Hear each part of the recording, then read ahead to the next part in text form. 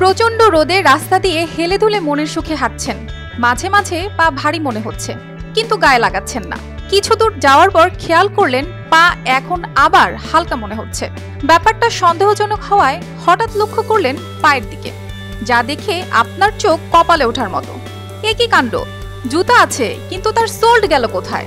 কিছু দূর পেছনে গিয়ে দেখলেন রাস্তার পিচ গলে জুতার নিচের অংশ আটকে গেছে। ঠিক এমনই চিত্র দেখা গিয়েছে শরীয়তপুর চাঁদপুর আঞ্চলিক মহাসড়কে। প্রচন্ড দাবদাহে রাস্তা উত্তপ্ত হয়ে 17 কিলোমিটার অংশের কমপক্ষে 15 থেকে 20টি স্থানে বিটুমিন গলে গেছে। ওয়ালটন এয়ার কন্ডিশনার এক্সচেঞ্জ অফারে স্প্লিট এসিতে 23,000 টাকা পর্যন্ত নিশ্চিত ছাড়। এমন অনিয়মের অভিযোগ উঠে সড়ক ও জনপথ অধিদপ্তরের বিরুদ্ধে।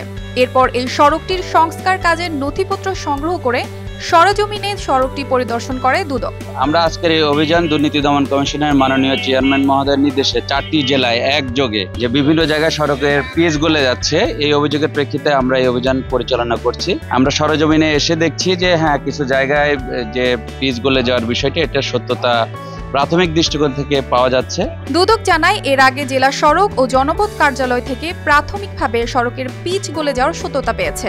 পরীক্ষা নিরীক্ষা শেষে প্রয়োজনীয় ব্যবস্থা নেওয়া হবে বলে জানান এই কর্মকর্তা। এটার বিষয়ে আমরা তাদেরকে জিজ্ঞেস করেছিলাম কেন এমনটি হচ্ছে। তো আমরা যতদূর জেনেছি যে আমাদের যে সড়কগুলোতে যে বিটুমিন ব্যবহার করা হয় তার গ্রেডটি হচ্ছে 60 to 70 গ্রেডের, যার মেল্টিং পয়েন্ট হচ্ছে 49 থেকে 52 ডিগ্রি সেলসিয়াস। কিন্তু আমরা যতদূর জেনেছি গত কয়েকদিনে অনেক জেলাতেই তাপমাত্রা তার পূর্বের রেকর্ড ভঙ্গ করেছে। তারপরেও যে লিমিট দেওয়া আছে যে বিটুমিনের যে পয়েন্টটা, মেল্টিং পয়েন্ট 49 থেকে 52, সেটা কিন্তু এক্সিড করে নাই সেই তাপমাত্রা।